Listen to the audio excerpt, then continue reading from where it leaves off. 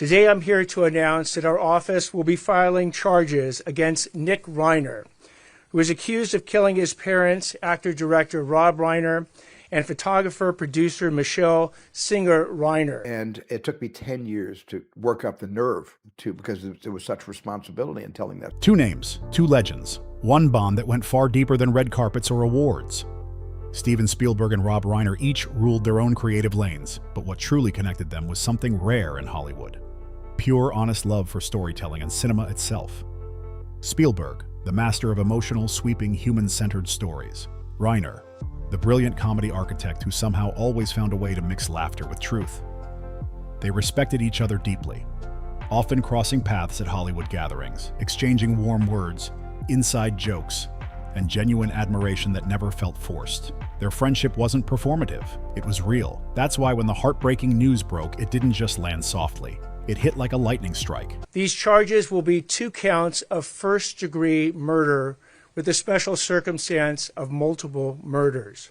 He also faces a special allegation that he personally used a dangerous and deadly weapon, that being a knife. When word spread that Rob Reiner had suddenly passed away, Spielberg was completely shaken. Those close to him said his eyes filled instantly, his voice cracking as the joyful image of his friend transformed into a bittersweet memory he couldn't escape. This wasn't just another industry loss.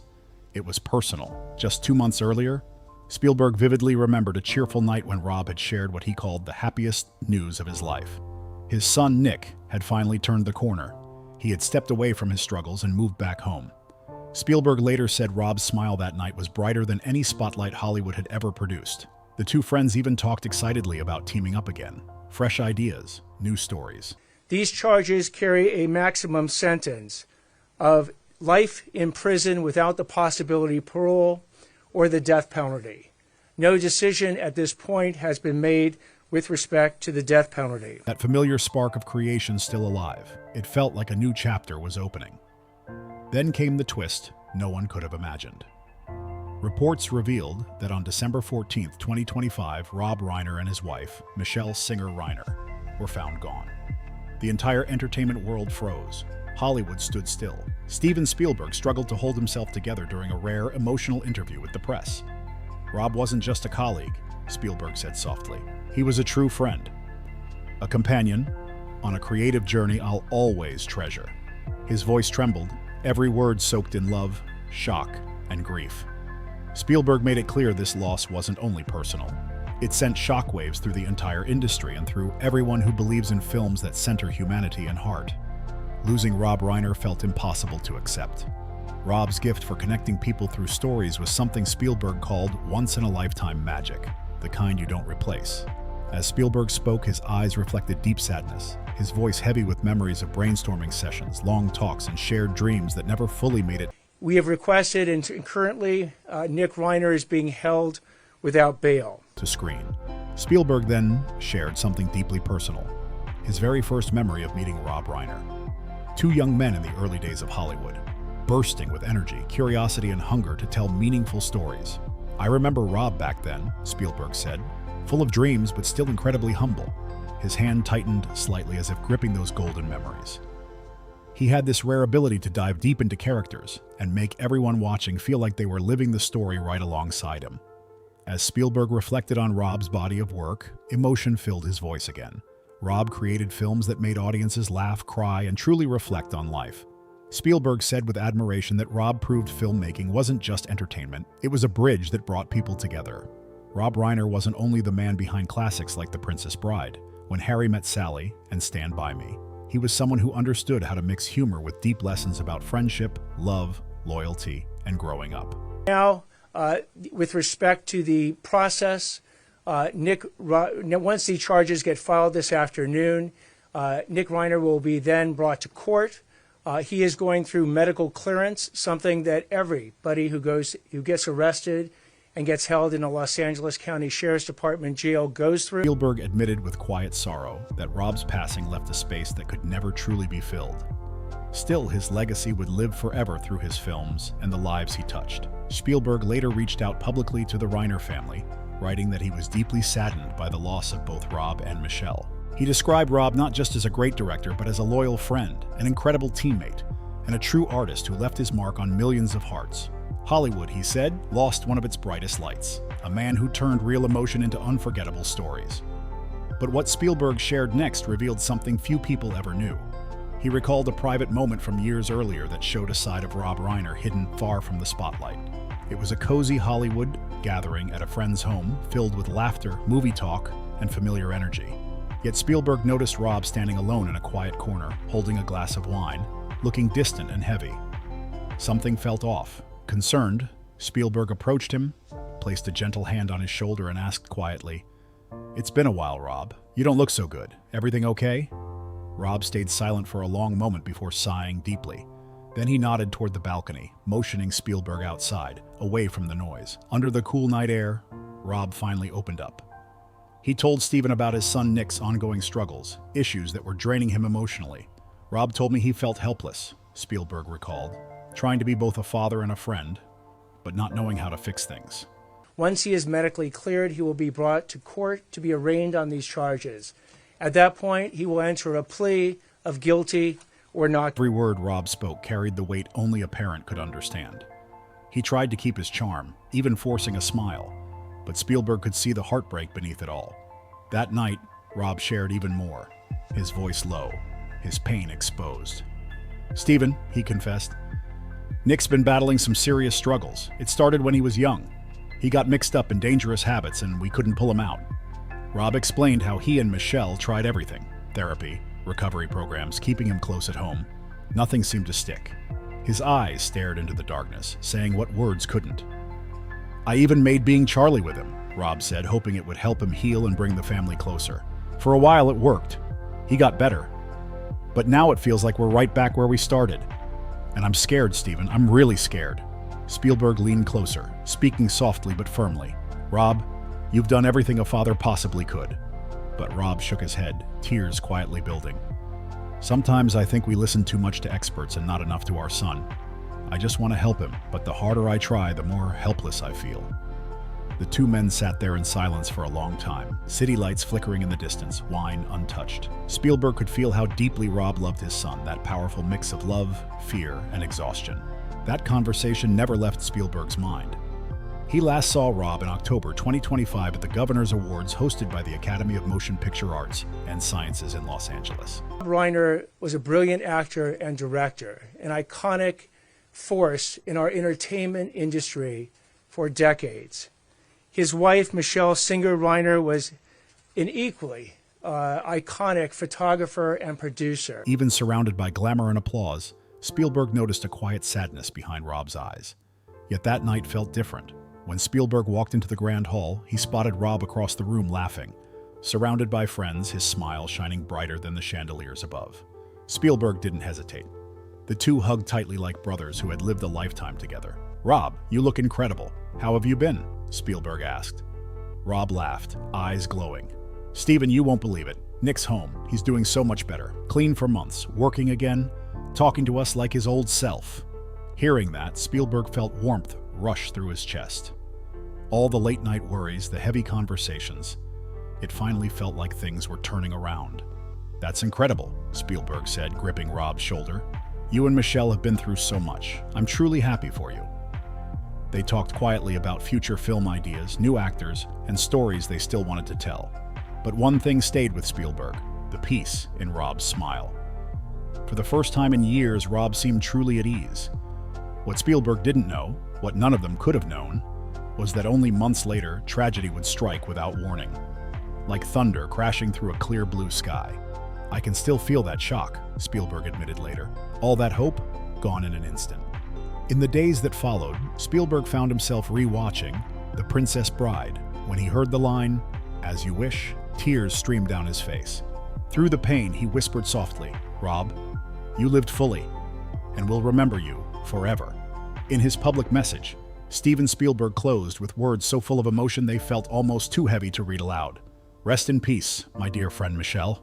Their loss is beyond tragic, and we will commit ourselves to bringing their murderer to justice. You have left behind a legacy filled with love, creativity, and inspiration that will never fade. The message carried grief and admiration at the same time, and Hollywood felt noticeably quieter that day, as if one of its brightest lights had dimmed without warning. Yet even in that darkness, the work of Rob Reiner refused to fade. His films kept glowing, still delivering laughter, reflection, and hope to people who needed it most. And while Rob and Steven were not inseparable in daily life, their bond ran deep through cinema itself. Both came from Jewish families rooted in storytelling, culture, and art, and both dedicated their lives to capturing raw human emotion on screen. Rob's films always carried honesty at their core. Stories about love, friendship, and the quiet battles people fight inside themselves. Spielberg, by contrast, gravitated toward grand adventure, wonder, and cinematic spectacle, yet beneath the surface, both men were chasing the same truth: connection. Where Spielberg built worlds, Reiner explored hearts. They crossed paths often, award shows, film festivals, industry panels, always greeting one another with genuine warmth and laughter. Reiner once said with open admiration that Spielberg's ability to blend emotion with visual storytelling was something every filmmaker should study. Spielberg never hesitated to return the praise, calling Reiner one of the rare directors who truly understood humanity and could translate it to the screen with honesty. Those words now carry even more weight. In the wake of Rob's passing, they stand as Spielberg's quiet tribute, the highest compliment one artist can give another. But that reflection naturally leads to a deeper question. Who is Steven Spielberg, really? What shaped his vision? What made his storytelling so powerful, so lasting, so universal? To understand that, you have to go back to the beginning. Steven Allen Spielberg was born on December 18, 1946, in Cincinnati, Ohio, into a warm but complex household of Eastern European Jewish heritage. He was the oldest of 4 children, the only boy, surrounded by 3 younger sisters. His father, Arnold Spielberg, was a brilliant electrical engineer, working with early computer systems so massive they filled entire rooms. His mother, Leah Adler Spielberg, was the heart of the family, a gifted pianist whose music filled their home with emotion and life. The Spielberg household was bursting with creativity, curiosity, and imagination, but that warmth was often interrupted by sudden change. Arnold's career required constant relocation, pulling the family from city to city. Each move forced young Steven to leave friends behind and start over from scratch. Years later, Spielberg admitted that every move felt like losing a piece of himself, but those disruptions didn't break him. They sharpened him. He learned to observe, to listen, and to retreat into imagination for comfort. Those habits became the foundation of his storytelling voice. When Steven was just 6 years old, his parents took him to see The Greatest Show on Earth. As the lights dimmed and the spectacle filled the screen, he sat frozen in awe. Tragic loss of Robert and Michelle Reiner. On December 14, 2025, LAPD officers from our West Los Angeles division responded to a death investigation at the 200 block of South Chadbourne Avenue, which is in the Brentwood section of Los Angeles. Leaving the theater, he squeezed his mother's hand and whispered that he wanted to make stories that made people feel scared and happy at the same time. Leah smiled and told him something that would echo for years. First, you must learn how to tell stories. That moment stayed with him. A few years later, when Steven turned 12, his father handed him an 8mm camera. That gift changed everything. From that day on, Spielberg filmed constantly. Family trips, backyard adventures, his sisters acting out made-up dramas, even toy train crashes staged for maximum effect. He directed with confidence, telling his sisters who would play victims and who would be rescued. Those home movies weren't just childhood fun. They were his way of controlling fear, shaping chaos into meaning, and learning how emotion worked on screen. Every frame taught him something new. Life outside the home, however, was far from easy. When the family moved to Phoenix, Arizona, Steven stood out as one of the few Jewish kids in the area. The teasing and isolation cut deep. Spielberg later admitted he often wondered why he felt different. Instead of joining in, he watched people from a distance, quietly studying behavior and emotion. That loneliness sharpened his empathy. It taught him how pain looks, how silence feels, and how fear hides beneath bravado. Those lessons would later become the emotional backbone of his films. At just 13 years old, he poured all that emotion into a 40-minute war film titled Escape to Nowhere, which surprisingly won a youth film competition. That small victory lit a fire that never went out. By 16, Spielberg was unstoppable. He saved every dollar he could to make Firelight, a 2-hour science fiction film inspired by his dreams of the stars. He even convinced a small local theater to screen it one night. Only a few dozen people showed up. But to Steven, it felt like an audience of thousands. Walking home that night, he told himself one day people would line up around blocks to see his movies. But that same year, life delivered a moment that haunted him for decades. While filming during a family camping trip, his camera accidentally captured something he wasn't meant to see: his mother holding hands with his father's best friend, Bernie Adler. Shocked, Steven turned off the camera and buried the truth for 3 years. When his parents separated in 1965, Arnold Spielberg took the blame to protect Leah from judgment. Steven, unaware of the truth, directed his anger at his father. One painful moment stayed etched in memory when he coldly told Arnold, "You destroyed this family." Arnold didn't argue. He simply nodded, carrying the weight in silence. That emotional distance lasted nearly 15 years. The pain, confusion, and unresolved love carved deep grooves into Steven's heart. Those feelings, broken families, longing, forgiveness, would later echo through his films again and again. Despite everything, Steven pushed forward. In 1968, his short film Amblin screened at a festival and immediately caught the attention of executives at Universal Studios. That moment changed his life.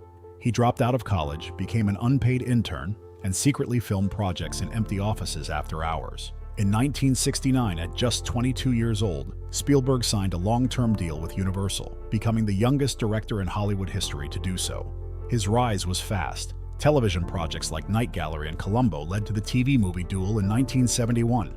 The film's intense suspense stunned critics and audiences alike, proving Spielberg wasn't just talented.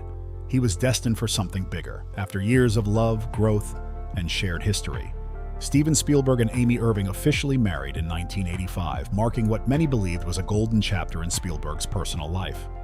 That same year, they welcomed their son, Max Samuel Spielberg, born on June 13th. For a while, everything seemed perfectly aligned. Career success, family joy, and stability all wrapped into one moment. But even in Hollywood, fairy tale chapters don't always last forever. After just 4 years of marriage, the couple separated in 1989. The divorce quickly made headlines, largely because of the reported $100 million settlement, one of the largest in Hollywood history at the time. Despite the heartbreak, Spielberg didn't collapse under the weight of public scrutiny. Instead, he kept moving forward, quietly turning every painful chapter of his life into deeply emotional, timeless art that continues to resonate across generations. What surprised many people was how Spielberg and Irving handled life after the split. There was no public bitterness, no messy media war. Instead, both made it clear that their son came first. Amy Irving later shared warmly, "We did what was best for Max." That simple sentence said everything. It proved that love, respect, and maturity can outlast even the end of a marriage. Not long after the divorce, Spielberg's life took another unexpected turn, one that would bring renewal, grounding, and lasting partnership. Years earlier, in 1984, while directing Indiana Jones and the Temple of Doom, Spielberg met actress Kate Capshaw, who played the unforgettable Willie Scott. During casting, Spielberg watched her audition tape twice, unable to shake the feeling that there was something magnetic about her presence.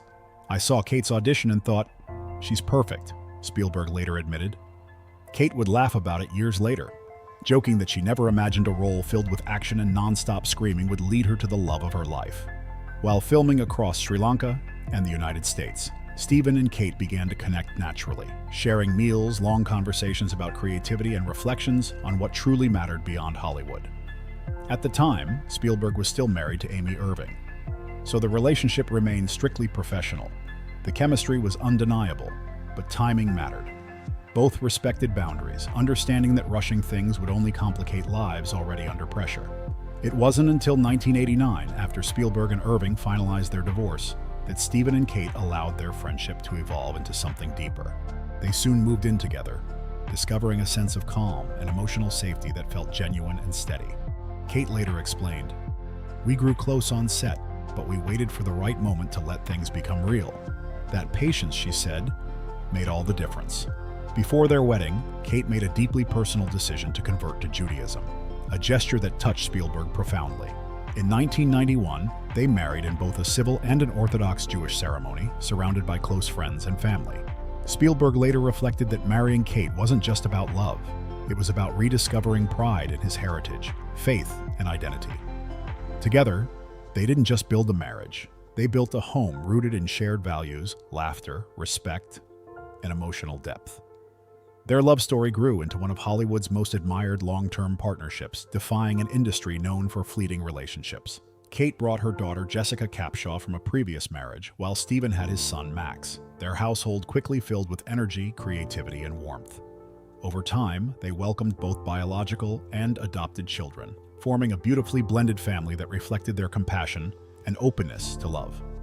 Their family grew to include 7 children: Jessica, Max, Theo Spielberg, Sasha Spielberg, Sawyer Spielberg, Michaela Spielberg, and Destry Allen Spielberg. Each child carved their own path, supported without pressure to follow their father's towering legacy. Max found success as a game designer and filmmaker. Jessica built a respected acting career. Sawyer and Destry stepped into creative spaces of their own. Michaela made headlines in 2020 after openly choosing an unconventional career path, something Spielberg and Capshaw publicly supported with love and understanding rather than judgment. Beyond his role as a father, Spielberg has long been known as a quiet mentor to young actors. One of the most well-known examples is Drew Barrymore, whom he directed as a child in E.T., the Extraterrestrial. Spielberg once shared that he felt a responsibility to protect and guide her, not just as a director, but as a steady, adult presence. That same patience, empathy, and quiet guidance defined how he raised his own children. He never ruled through pressure, only through trust. Now, in his later years, Spielberg remains deeply connected to his family. Despite global fame, massive box office success, and decades in the spotlight, home is where he finds peace. "All my stories come from love and responsibility," Spielberg once said. "Family is the reason I make films." That belief has fueled decades of unforgettable cinema. Even at 79 years old, Spielberg remains unstoppable. His creative drive burns just as fiercely as it did when he first picked up a camera. He continues developing new projects, including Disclosure Day and fresh chapters tied to some of his most iconic franchises. When asked if he ever feels tired, Spielberg simply smiled and said, "Never. Every film is a chance to tell a new story." His eyes still carry the same spark of wonder from his childhood. Recently, fans noticed a visible transformation, Spielberg trimming down from around 95 kilos to roughly 82. Friends close to him say it wasn't about appearance, but about balance, strength, and longevity. He wanted his body and mind aligned to keep up with the demanding rhythm of storytelling. Spielberg has shared privately that while time may slow certain things, it will never dull his creativity. "I still see light in every project," he said. "I still get to tell stories exactly how I want. That's my greatest gift." That mindset has kept him young at heart, proving greatness isn't just talent. It's endurance, humility, and love for the craft. Yet even for a man who shaped emotion for a living, nothing could prepare Spielberg for the heartbreak of losing Rob Reiner. The loss sent waves through Hollywood and reopened deep emotional wounds. Spielberg spoke openly about losing not just a colleague, but a brother in creativity. Tributes poured in across the industry. Directors, actors, and collaborators shared stories of Rob's warmth, humor, and humanity. Spielberg, deeply shaken, spent days revisiting old photos, letters, and behind-the-scenes memories of their time together. Friends say he's been reflecting deeply on legacy and time. At a quiet tribute hosted at Universal Studios, Spielberg took the stage and reminded everyone why Rob's stories mattered. "Rob told stories about people," he said, "about mistakes, love, and redemption. That's why they'll live forever." The room fell silent before erupting in applause and tears. As the night closed with a clip from Stand By Me, many couldn't hold back emotion. Spielberg stood still, eyes wet, whispering goodbye to his friend. That moment wasn't just about grief, it was about gratitude. In the weeks since, rumors suggest Spielberg may be quietly preparing a deeply personal documentary honoring Rob Reiner's life. While unconfirmed, sources say Spielberg has been gathering unseen footage and personal interviews, hoping to preserve Rob's essence for future generations. At a recent panel, Spielberg shared a line that left the room silent. "Stories don't have to be loud to be powerful. Truth lives in quiet moments." That belief continues to guide his work and mentorship today. As Spielberg himself said recently, "Maybe Rob is gone, but his laughter still echoes through every story I tell." That bond between two filmmakers, two friends, has become part of cinema history itself. If this story moved you, make sure to like, subscribe, and share this video with anyone who loves classic Hollywood and powerful storytelling. Drop a comment below and tell us which Spielberg or Reiner film touched your heart the most. Your support helps keep these stories alive, and we'll see you in the next one.